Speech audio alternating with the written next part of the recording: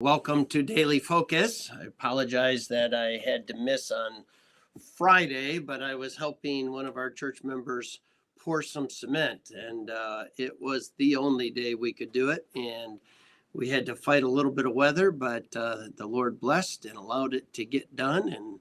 And we thank the Lord for His grace. And but by the time I got done with that, it was in the early afternoon and had a lot of other stuff planned. But Revelation chapter 4, this is a great chapter. Remember that Revelation is laid out for us to help us understand the order of future events.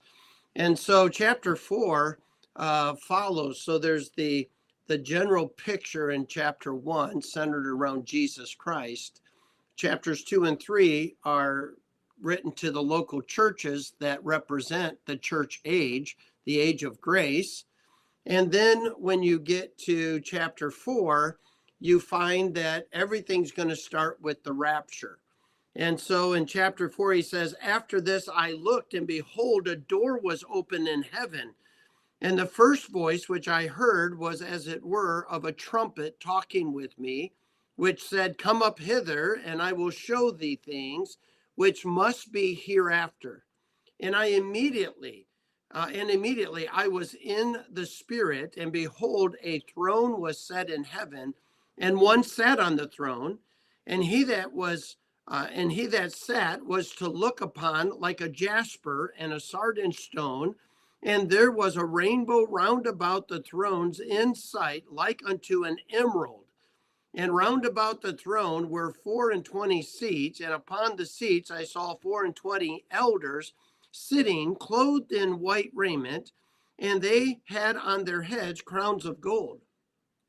And out of the throne proceeded lightnings and thunders and voices, and there were 7 lamps of fire burning before the throne, which are the 7 spirits of God."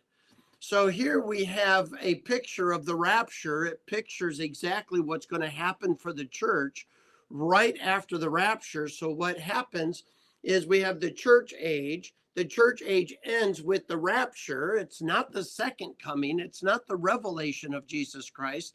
It's the rapture of the church. It's when the bride of Christ goes to meet Jesus Christ. What's going to happen in heaven over 7 years is first the judgment seat of Christ, or sometimes known as the Bema, and then followed by the marriage supper of the Lamb, where God is symbolizing the consummation of the relationship between the church and Jesus Christ. On earth is going to be the fulfillment of what God prophesied regarding Israel and the bringing of Israel back to himself. And so God changed his program to include the Gentile world, the church age, the age of grace.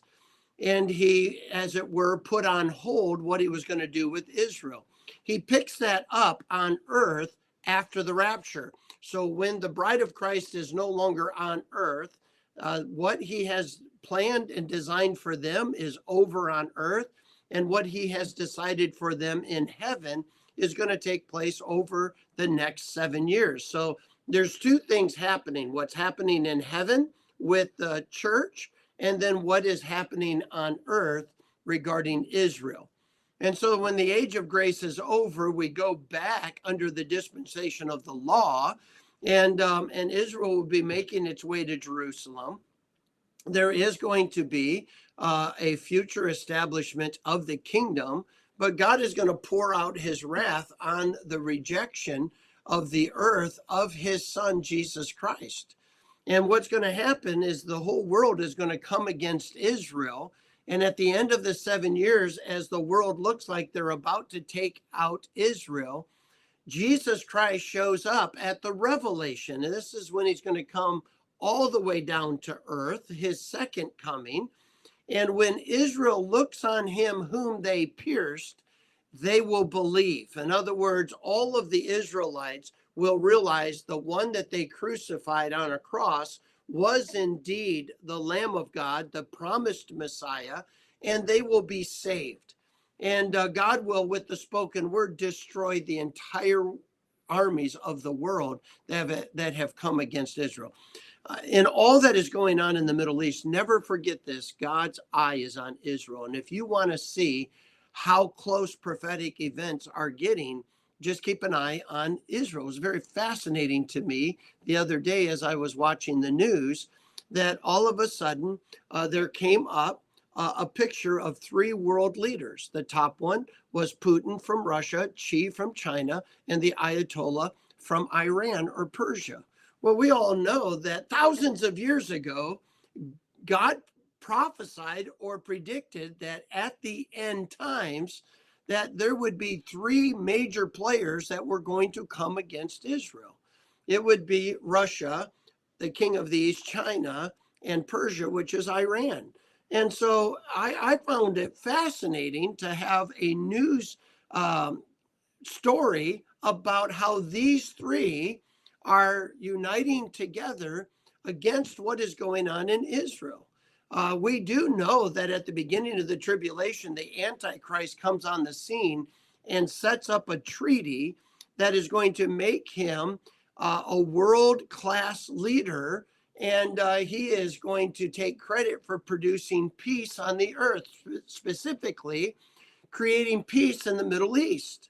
And we know it's short-lived, and that at the halfway point, he's going to destroy all of that peace by erecting an image of himself and demanding that the whole world worship him.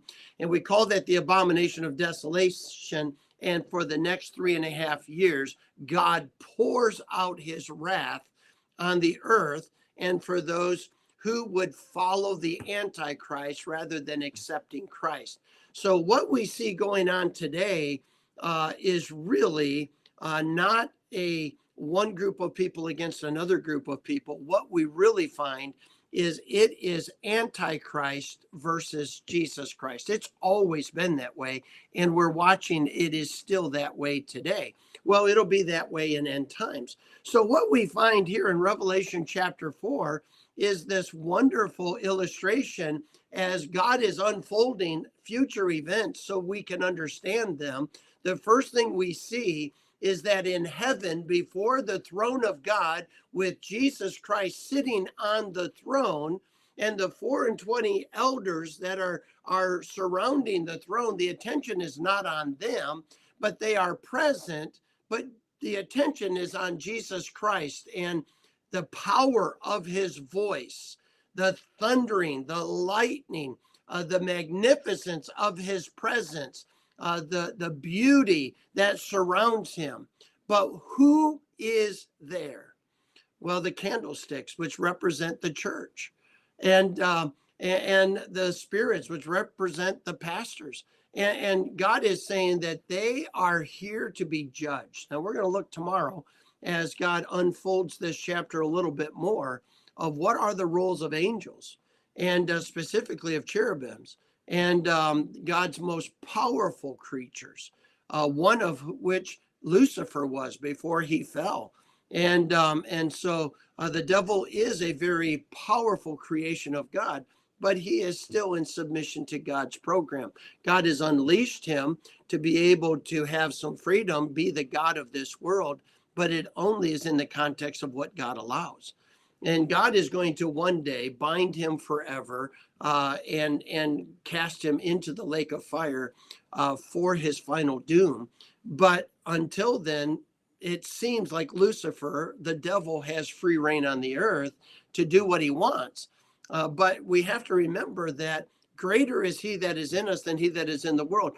He is still subject to God, and God can intervene at any time.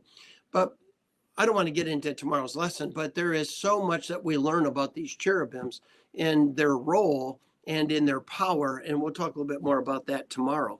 But here we find here in chapter 4 just a wonderful illustration of the time frame.